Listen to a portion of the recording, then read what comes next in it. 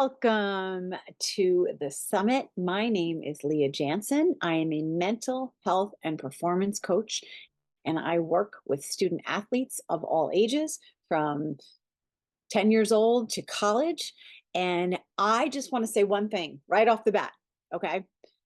I want to congratulate you right now for being here in this very moment listening to me. Because if you are in fact here listening to this presentation, you have the self-awareness and the recognition to know that you could do better, or there are things you can learn from other people. And I think that alone is amazing. I cannot tell you how many people, parents, coaches, teachers that I speak to who don't get the buy-in from the parents, who are frustrated that parents are not looking at themselves and looking to educate themselves on how they can do better. That's why I'm so pumped that you are here, because that means you recognize the need to learn. And that is what this summit is all about. That is what my presentation is all about. It's about helping you be a better parent for your kid. Whether your child is a teenager, a preteen, a college, whatever, what have you, it doesn't matter what age they are. We can always be a better parent. Just a little background on me. I work, like I said, I work with student athletes. I'm a mental health and performance coach at a high school. I also write a blog newsletter called The Car Ride Home, which is where I share stories, information, tips, strategies to help parents support their student athlete in their athletic journey, whatever that may be. And I am thrilled and honored to do that work as a mother of 4 children, ages 12, 14, 16, and 21. They are all athletes, and they're all in different levels. College, from a college club volleyball player down to a lacrosse, volleyball, basketball, soccer, still trying to figure it out, my youngest, and everything in between. I have some of my kids are super talented, and some are just mediocre, and some are somewhere in between, and it's all great. I myself am a all-state athlete and a Kona qualified and Kona raced triathlete. So I'm an endurance athlete. I've done 13 marathons, including an ultra marathon.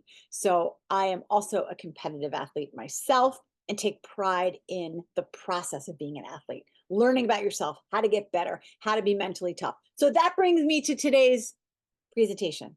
I want to talk about mental fitness and how to help your teenager or your child be more mentally fit, which mentally fit leads to grit. Okay, so I'm tying the two together because I love grit, and I can't emphasize how many how many parents ask me how they can teach their kid to be grittier, to be more mentally strong, to be mentally tough, to push through the challenges and the adversities.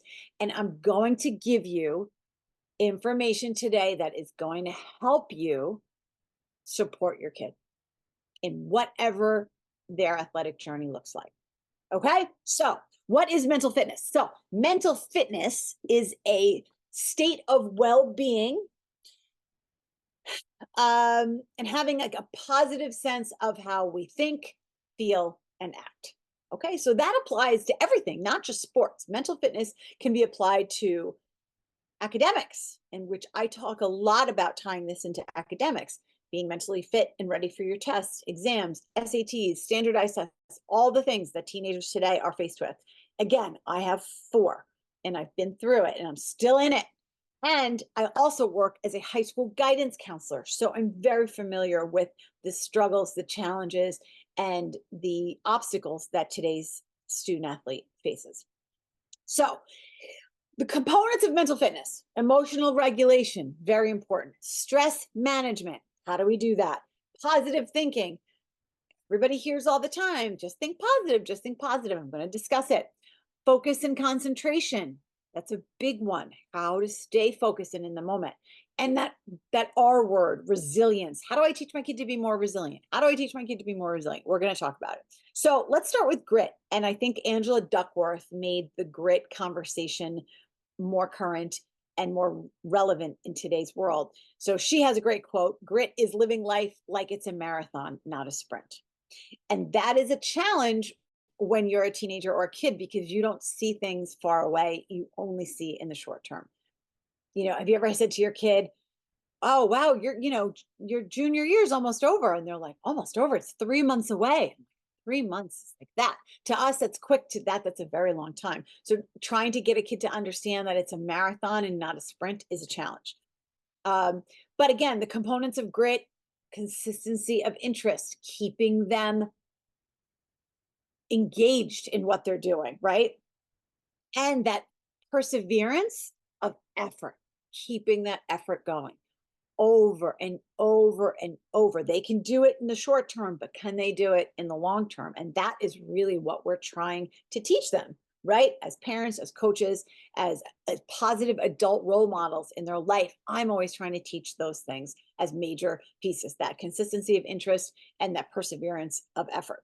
So, what is the importance of mental fitness? Not just in sports. In sports, it's enhanced performance. Obviously, if you have the things I mentioned above, that you're definitely going to do better at what you're trying to accomplish. But also, it helps with injuries if you're more mentally fit, and team dynamics. You're definitely going to be a better teammate. You're going to be a better captain if you're in a leadership role. You're going to be a better mentor to your underclassmen and the kids on below you on the team or on the other teams if you have that mental fitness. People will come to you. They will recognize that you have a strength, and you will attract other people. It's a very big piece of leadership that I teach, is the mental fitness.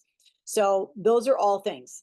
If you're mentally fit, you have better focus, better stress management, all the things I mentioned above. Emotional regulation, really huge, right?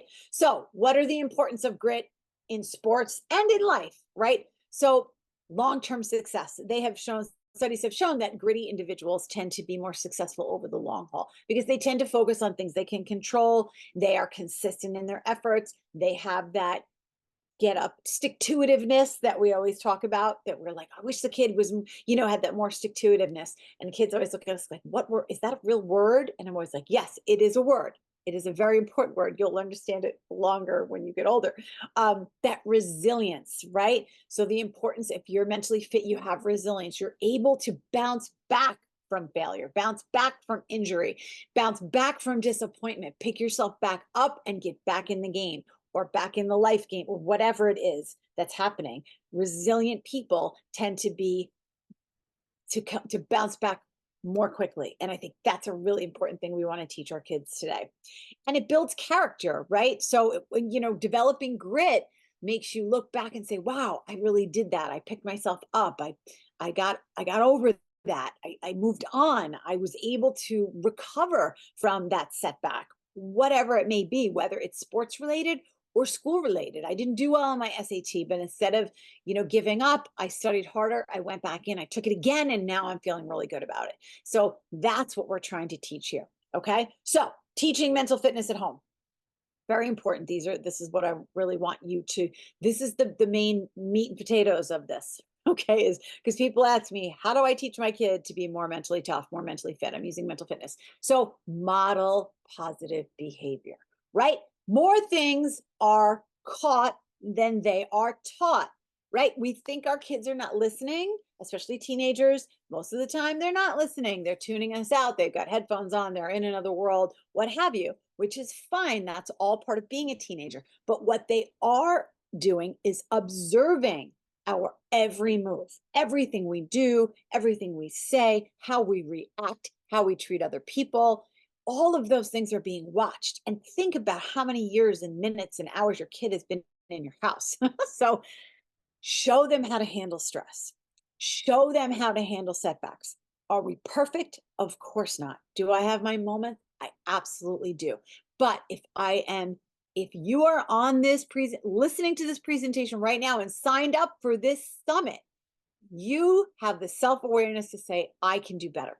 And here's a really moment where you can be self-aware at home and say, how can I do better with this? What can I do to be a better parent? You can model behavior. When something goes wrong, you say, you know what? It's all good. We're going to be fine.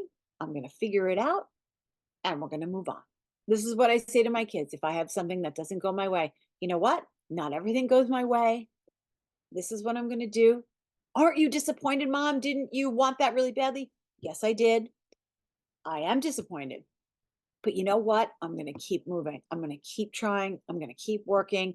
I'll get the next promotion. I'll get the next job. I'll win the next race. Whatever it may be, that modeling of behavior is so important.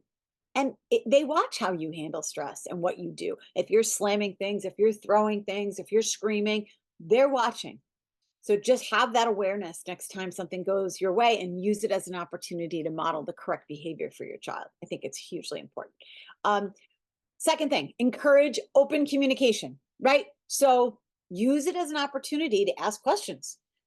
Make it safe for them to express emotions, right? A lot of times kids, I talk to kids every day, they'll say, I can't do that in front of my dad. He'll be mad at me. Or I can't cry in front of my mom. Like, she'll be like, stop that. What are you doing? It's just a game. You want them to feel they are comfortable expressing any emotion that they are having, good, bad, or otherwise, because it's an opportunity for you to address that emotion. You're crying after the game. That means you care. What else is going on? Is there something else that you're upset about? Yeah, I didn't play a lot or I made a lot of mistakes. Okay, let's talk about it. But if you shut down every time they express emotion or you don't express emotion, they're going to assume you're not comfortable with that kind of conversation. And I want your kid to feel comfortable in any conversation that they can have with you. That is so important. So sometimes sharing with your child instances where you were upset or disappointed and what you did in that moment, use those examples to show them how to react and how to behave. So that way they feel comfortable coming to you. Wow, Mom, this happened to, I've shared stories with my kids about things that happened to me when I was an athlete. They're like, really? What did you do? I go, well, I went to my coach and I was really upset and I asked them. They're like, you did? They assume everything goes right for us. We are heroes in their eyes. Remember that nothing goes wrong. So when you share a story, it opens up those lines of communication. They're like, wow, I can go to them. Same thing for coaches. If coaches were to share about the things that haven't gone their way, kids would feel a lot more comfortable coming to them to talk about their disappointments, their struggles. But they assume coaches and parents, if they don't talk about it, they don't want to hear about it, or they don't believe in it, or they don't understand it. And I think we need to change some of that so that kids know this is a safe place. Coach Leah is a safe person to go to. Mom or dad is comfortable with this kind of conversation, so I'm going to bring it up. Open lines of communication, very important. Promote healthy habits. Again, modeling, watching what you eat. You can't say to your kid, eat better if you're not doing that as well. You can't tell your child, did you do your run today? Did you go out and do your lift? Did you go, or what have you? If you aren't doing those things, one of the most important concepts that I teach parents is to act the way you want your kid to be. Act the same way. One of the things I'm most proud of as a parent, and again, I'm not perfect and very flawed, but I practice what I preach. I go out there every day and work hard. I eat better. I read labels. I try and understand how I can do better to feel better. And I show my kids this is important. And I think as parents, the modeling piece is one of the most important things we can do to demonstrate to our children what's important to us. Because again, things are caught more than they're taught. They're watching everything. Mindfulness practices. Again, a lot of kids are growing up with the mindfulness conversation, which I love. My daughter comes home and they do meditation in school and they practice breathing. And I love that it's part of the conversation. It's more comfortable for them sometimes than it is for us. But show them various ways that they can practice mindfulness.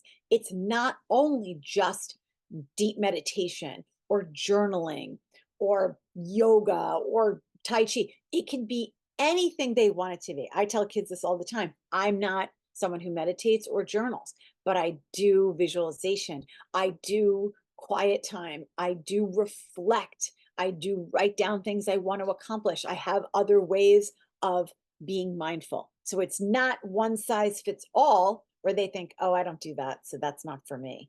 It could be creating a vision board. It could be talking to a friend. It could be journaling in their phone. It doesn't matter. But again, help your child see that there are components of mindfulness that can affect their performance in school and out of school. And if you look at any of the professional athletes out there, they all do some variation of mindfulness, whether they meditate, they listen to music, they get deep, they rehearse, they're all doing it. It's just what's done. So I love to talk about specific athletes that I've watched that use mindfulness. So it's a great component. And lastly, for this component, that teaching mental fitness at home is helping your child goal set. Now, again, goal setting can be very overwhelming because it's like, I don't know what I want to do, mom. I don't know. I say, let's just set a goal for today's game. My daughter's playing in a summer basketball league. I'm in the car with her. We're driving to the game. Okay, Audrey, what are your goals for today's game? What do you want to accomplish out there? She goes, I don't know.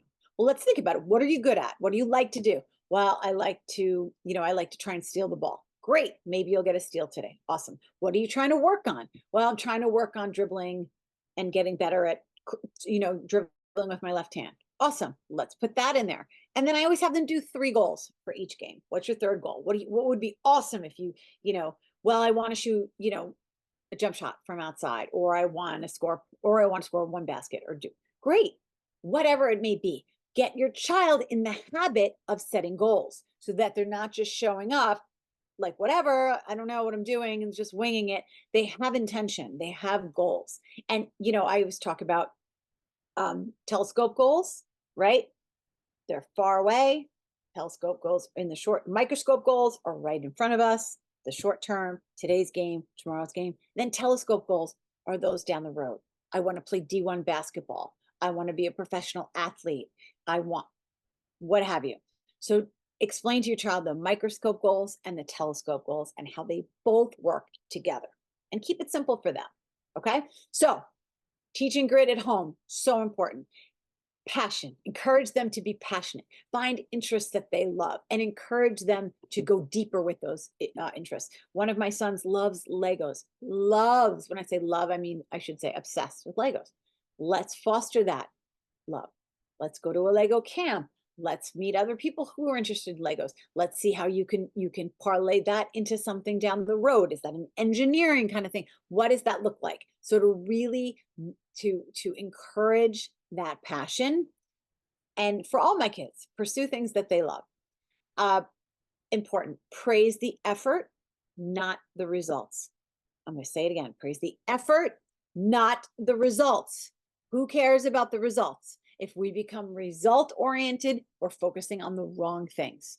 We want kids to be present moment focused. Focus on the effort, not what happened, but what they did in the moment. I love how you hustled out there. But mom, we lost. You know what? You worked hard. You did your best. You're going to win some and you're going to lose some. But you can always walk away and say, I gave it my best effort. I was a good teammate. If I didn't play, I cheered on my team from the bench. I helped out. I helped bring the equipment out.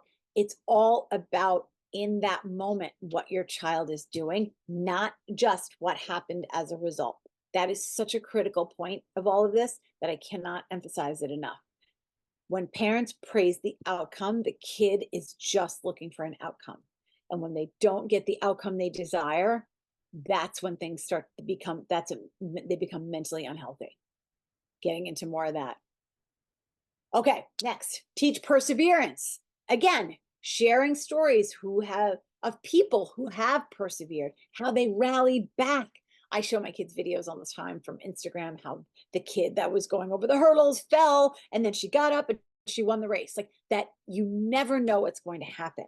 And to never count yourself out, to always keep fighting, and to always do one more rep, one more mile, one more step. Like that having that be the norm, I think is critically important for kids today to understand that concept of being determined and having that work ethic and never giving up, because at the end of the day, all of that is going to pay off. They don't know it now, but it's all going to pay off down the road. Back to something I said before, creating a safe space for conversation and having that open communication. I also want you to create a safe space for failure. Failure is the most misunderstood and mishandled event. I am the biggest component. I love failure. Please fail. Fail more. Fail often. But fail forward, right? Failure is feedback. If I don't do well, played tennis this morning, I had a tennis match. I did win, but there were some things that I didn't do well. Now I know what I need to work on. Failure is an opportunity for success. And the most successful people have failed more often than they have succeeded. And that is the truth. So get your kid to be comfortable with failure, but that starts with you. That starts with you. Okay, buddy, you didn't win today. What are we going to work on this week? What are we going to do? What did we learn from today's whatever? 0 for 4 at the at bat. 2 errors in the field. What did we learn? Okay, so use that failure, but create a safe space for failure. Let your kid know it's part of growing up and it's just part of life. And they have to get comfortable with it because it's inevitable. And lastly, that consistent practice. And I think, again, I go back to myself. I try and do this with my kids. I show them how I show up every day and do some kind of exercise, some kind of movement, encourage them to be consistent with their efforts. It's not just, well, Mom, I went to the batting cage last week, 2 weeks ago. You went once 2 weeks ago. Like, I don't know if that's going to give you the end result you're looking for. But what are you doing on a daily basis? How are you working towards your goal? How are you showing up? And let's figure out a plan. But having that conversation, I think, is important. So the car ride home, which I talk about that's my newsletter, the car ride home. Again, positive reinforcement. We want open-ended questions about their experiences and their feelings.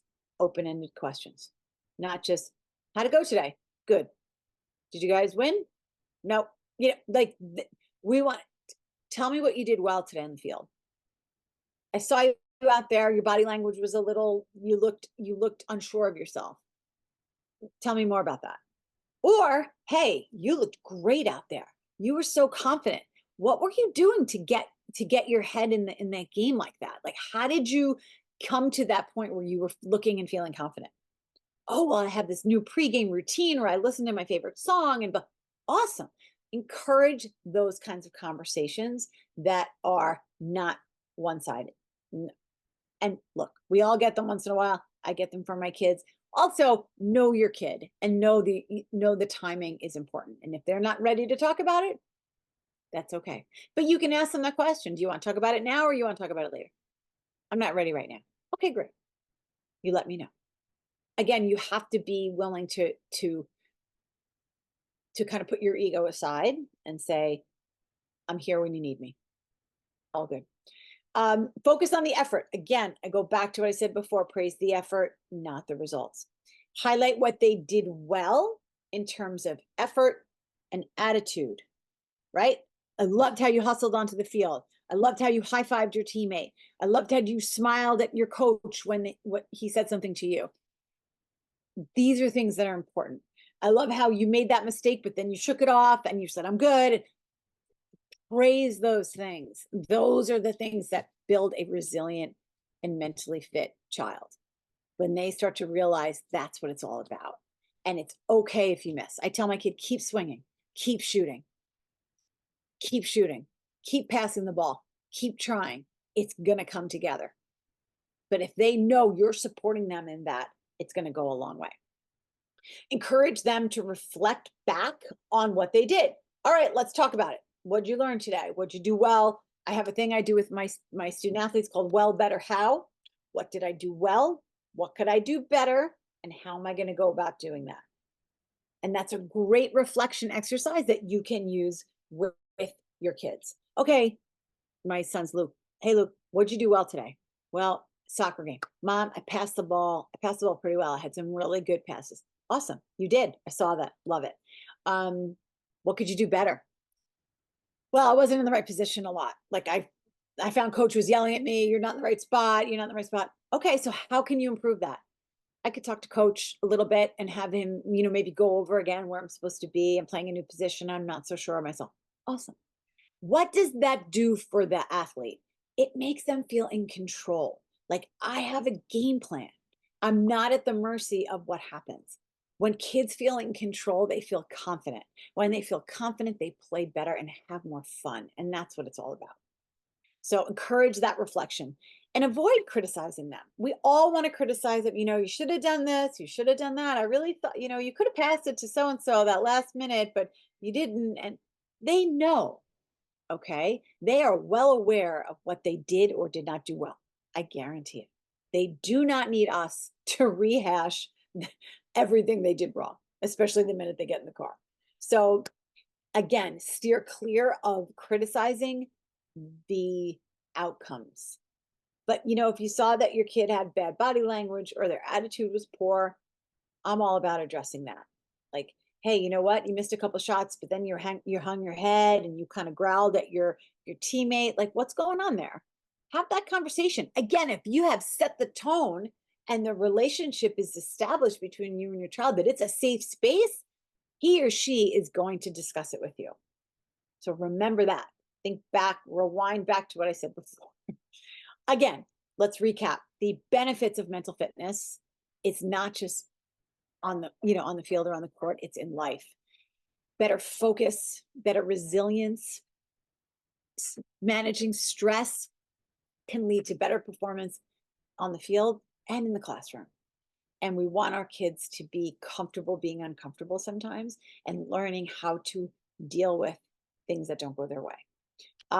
They're also going to be better, it's a valuable trait to have in a job, right? If our kids have the job, they're going to be better suited to do well in the workplace. And overall well-being, they're going to have a better attitude. They're going to be like, oh, this is okay. I've been here before. I got through it. I'll get through it again. They can help their friends. They can just be a role model for a lot of things if they have that mental fitness. So overall, the importance of mental fitness in life and grit in life and in sports. I hope these tips were helpful for you. You can find me at leahjantzen.com as well as on Instagram at Leah Jantzen. I hope you have some strategies here that you can utilize with your child. And it's been an honor and a pleasure to speak with you. And again, congratulations for taking the step to be here and listen, because there's always things we can improve as a parent. Thank you.